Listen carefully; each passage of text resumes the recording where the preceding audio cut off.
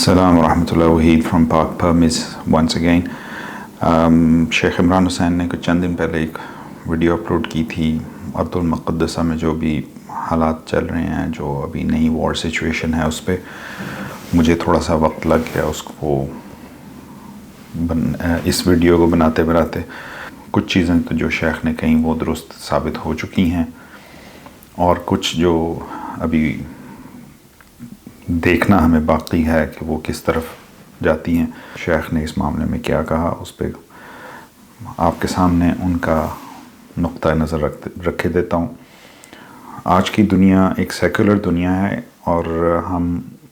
یہاں زیادہ تر جو آج کل کے ممالک ہیں وہ مذہب سے دور ہیں، اور اسی کی ایک وجہ یہ ہے کہ آج کوئی بھی ارض المقدسہ کو، جس کو القدس کہتے ہیں، القدس یا ارض المقدسہ کے نام سے یاد نہیں کرتا، بلکہ فلسطین اور اسرائیل کے معاملے سے اس کو ریفر کیا جاتا ہے. اور اسرائیل کا بھی طرز عمل اسی طرح کا ہے، حالانکہ وہ اپنے آپ کو ایک ریلیجس اسٹیٹ کہتے ہیں، اور وہ اپنے آپ کو اس چیز کا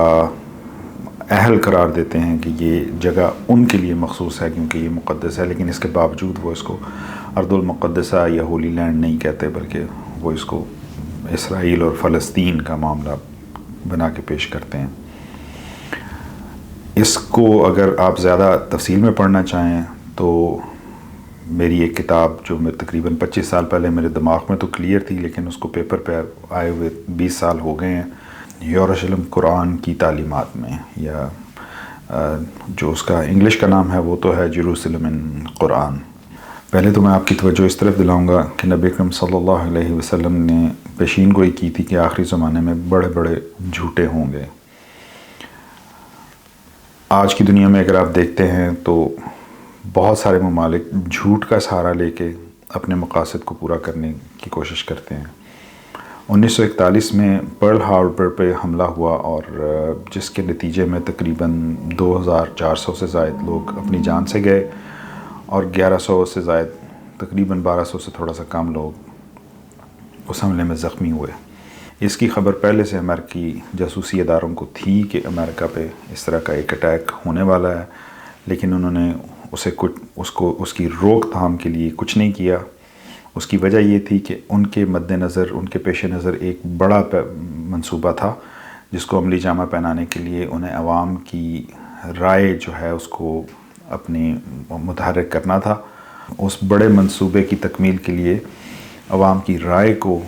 متحرک کرنا تھا، جس کے لیے انہیں اس طرح کے کسی ایک انسیڈنٹ کی ضرورت تھی،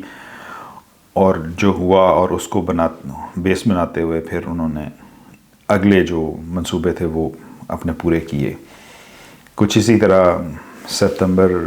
11 کو ہوا، جس میں امریکی جاسوسی اداروں کو اس چیز کا علم تھا کہ ورلڈ ٹریڈ سینٹر پہ کوئی دہشت گردی کا حملہ ہو سکتا ہے، مگر انہوں نے اس کو اگنور کیا، اس پہ کوئی سٹیپ نہیں لیے.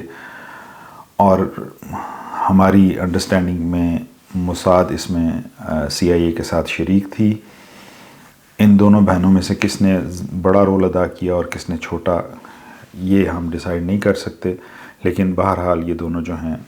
یہ اس میں شامل تھے. اگر ہم اسرائیل کی اس بات کو مان لیں کہ اس کو اس چیز کا بالکل علم نہیں تھا کہ اس طرح کا کوئی حملہ ان پہ ہو سکتا ہے، تو پھر ہم یہ بات ماننے پر بھی تیار ہیں کہ سوئی کے نکے میں سے اونٹ گزر سکتا ہے. نہ میں ایک ملٹری ایکسپرٹ نہیں ہوں، نہ ہی میں ماہر سیاسیات ہوں، بلکہ میں نے فلسفے میں PhD کی ڈگری کی ہے، اور اس کے علاوہ 2 یونیورسٹیز میں سے بین الاقوامی تعلقات پہ ڈگریز کر چکا ہوں. اس کے علاوہ میرے پاس مذہبی تعلیم کی گریجویشن ہے جو میں نے علیمیہ انسٹیٹیوٹ سے حاصل کی. لہٰذا جو فوجی عسکری معاملات ہیں اور جو سیاسی معاملات ہیں ان میں تو میں آپ کی رہنمائی نہیں کر پاؤں گا، مگر جو اسلامک ایسکٹولوجیکل، اسلامی علم الآخر الزمان کی روح سے میں آپ کی کچھ رہنمائی کرنے کی کوشش کروں گا. اس پہ ایک سوال یہ اٹھتا ہے کہ اتنی بڑی مقدار میں اتنے بڑے ہتھیار کس طرح سے غزہ پہنچ گئے اور موساد کو یا اسرائیلی اداروں کو اس کا پتہ نہ چلا. لہٰذا ہم یہ سمجھنے سے قاصر ہیں کہ اسرائیل یا موساد کس طرح یہ دعویٰ کر سکتے ہیں کہ انہیں اس چیز کا بالکل علم نہیں تھا کہ یہ اٹیکس ہونے والے ہیں. بلکہ ہم یہ سمجھتے ہیں کہ اسرائیل کی موساد نے اس میں ایک کردار ادا کیا اور انہوں نے یہ جو حملے تھے یہ ہونے دیے، اور یہ بالکل ان کے لیے حیران کن نہیں تھا یا پریشان کن نہیں تھا کہ یہ ہو رہا ہے، کہ وہ اس کو آلریڈی جانتے تھے. بالکل اسی طرح سے پچھلے جو 2 حوالے ہم نے دیے ہیں اس میں امریکہ خاموش رہا. جتنے لوگوں کی اس دن جان گئی وہ لوگ بے گناہ تھے. بے گناہ اس سینس میں نہیں کہ وہ فلسطینی عوام پہ جو جبر اور تسلط ہے وہ اس سے بے گناہ تھے، ہرگز نہیں، کیونکہ اس جبر اور تسلط کا وہ حصہ ہیں، پریشن کا سسٹم جو ہے اس کا وہ حصہ ہیں. لہٰذا اس معاملے میں ہم انہیں بے گناہ نہیں کہہ رہے،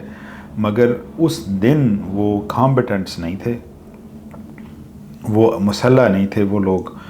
اور وہ جو لوگ اس میں اپنی جانیں گنوا بیٹھے ان کو ہم اس لیے بے قصور کہہ رہے ہیں. اب آگے اسرائیل کا وہ سٹانس ہے جس میں وہ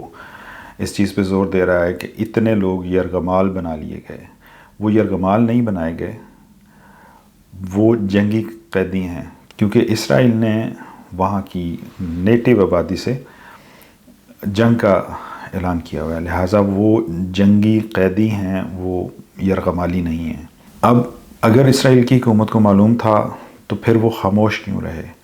ہم ایک دفعہ پھر سے یہی سمجھتے ہیں کہ ایک بڑا منصوبہ ہے جس کو انہیں لاہے عمل پہنانا ہے. اس کے لیے انہوں نے یہ سب کچھ ہونے دیا تاکہ اب آگے بڑھ کے وہ اپنا ماسٹر پلان جو ہے اس کو امپلیمنٹ کر سکیں اور دنیا کو کنونس کرنے میں انہیں پرابلم نہ ہو کہ وہ اتنی سختی سے اس سے کیوں نمٹ رہے ہیں. وہ ماسٹر پلان کیا ہے؟ اگر آپ ہماری کتاب یروشلم ان قرآن پڑھیں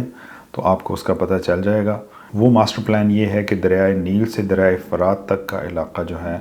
اس کو اسرائیل اپنی ملکیت سمجھتا ہے اور وہ اسے اپنا حق سمجھتا ہے،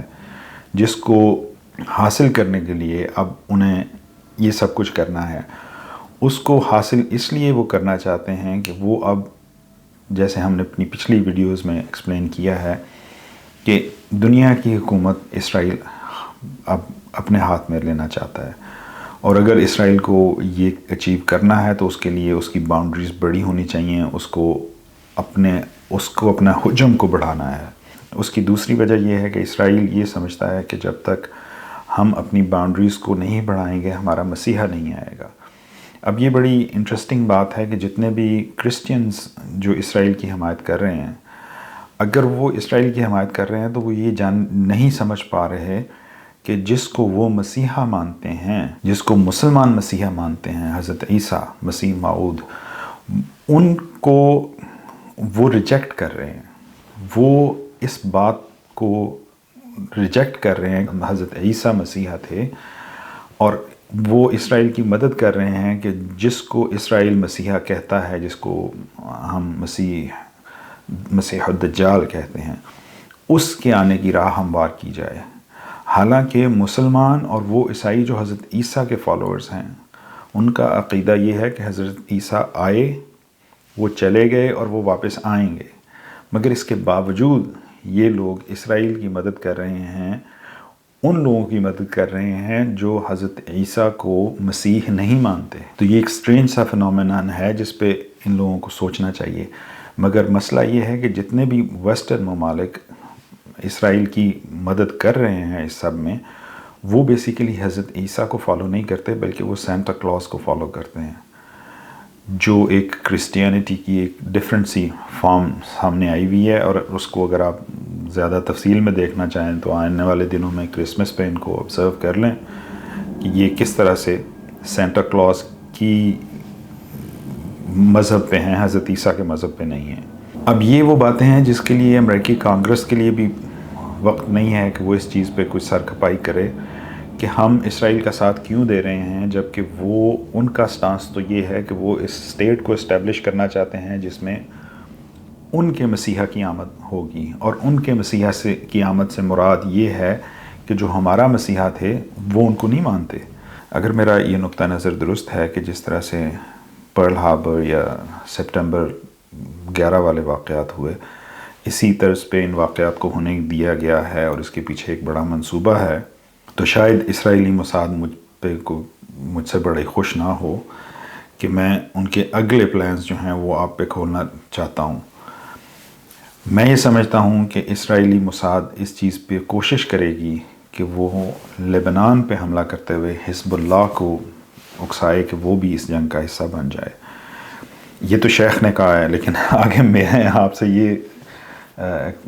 شیئر کرنا چاہ رہا ہوں کہ مجھے ویڈیو بنانے میں دیر لگ گئی،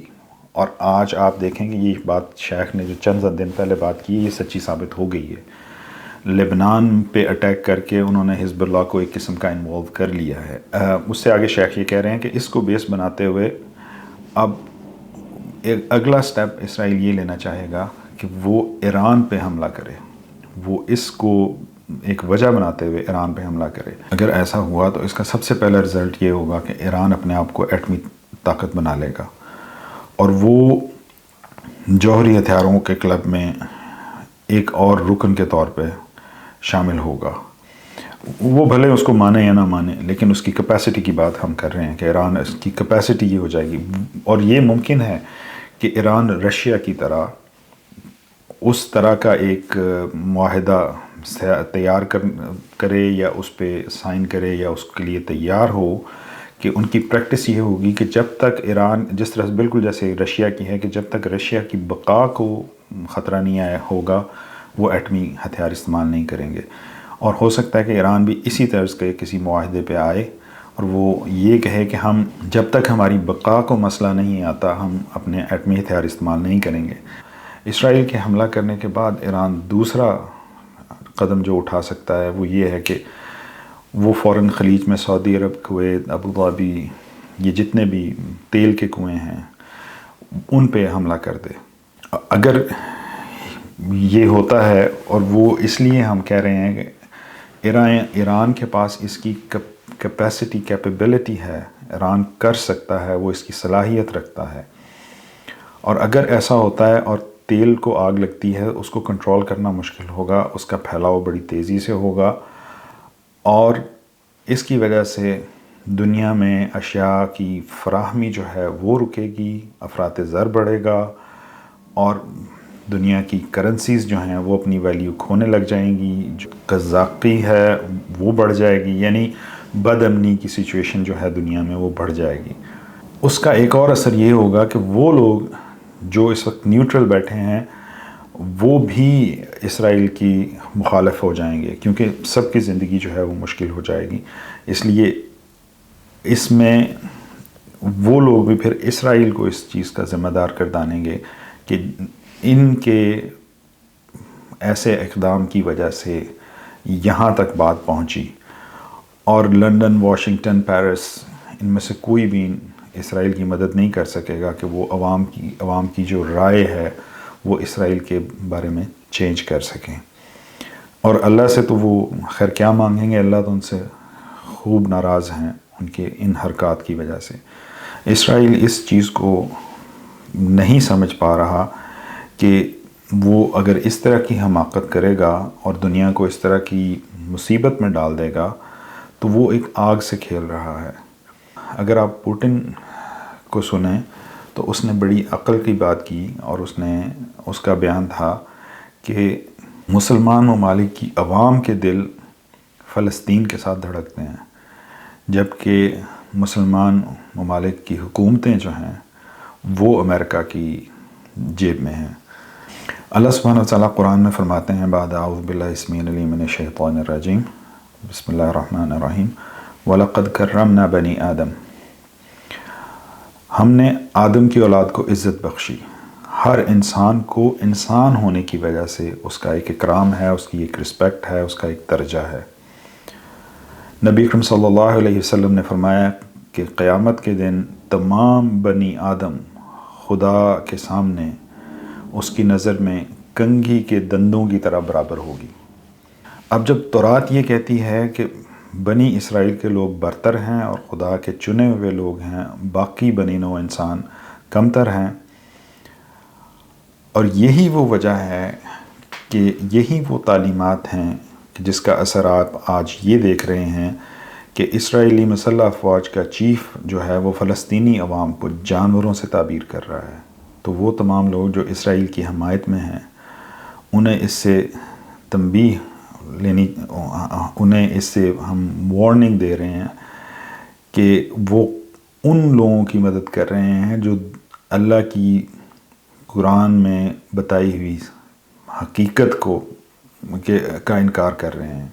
وہ اس گورنمنٹ کی ہیلپ کر رہے ہیں جو دنیا میں سب سے بڑا open air concentration camp manage کر رہی ہے۔ آپ تاریخ کے غلط سائڈ پہ ہیں۔ آپ دوسروں کو حقارت سے جانور یا وحشی یا اس طرح کے القابات نہیں دے سکتے۔ مجھے یاد ہے کئی سال پہلے ایک اسرائیلی وزیر اعظم جس کا نام یtzhak شامیر تھا، وہ ایک فلسطینی کے ہاتھوں قتل ہونے والے یہودی آبادکار کے جنازے میں شرکت کے لیے آیا۔ یہ جنازہ اسرائیل میں ایک پہاڑی کے اوپر ہو رہا تھا۔ اس پہاڑی پہ کھڑے ہو کر اس نے فلسطینی عوام کو مخاطب کرتے ہوئے کہا کہ تم ہماری نظر میں ٹڈے سے زیادہ حیثیت نہیں رکھتے۔ یہ ایک ایسی سوچ ہے جس کو اگر آپ دیکھیں تو جس کا اثرات آپ کو امریکہ میں ملتے ہیں۔ جب یہ آبادکار امریکہ گئے تو وہاں کے جو لوکل نیٹو انڈینز تھے ان کے ساتھ بھی اسی طرح کی زبان استعمال کی گئی، اسی طرح کا رویہ روا رکھا گیا ان سے، اور ان کی تذلیل کی گئی۔ اسی طرح ان لوگوں نے آسٹریلیا میں ابوریجنیز کے ساتھ کیا۔ یہی سوچ تھی جس کی وجہ سے انہوں نے افریقی عوام کو قید کیا اور ان کو غلام بنایا، کیونکہ یہ بیسکلی یہ سمجھتے تھے کہ یہ لوگ ہم سے کم تر ہیں، ہم ان سے برتر ہیں، اور یہ اتنے انسان نہیں جتنے انسان ہم ہیں۔ اگر آپ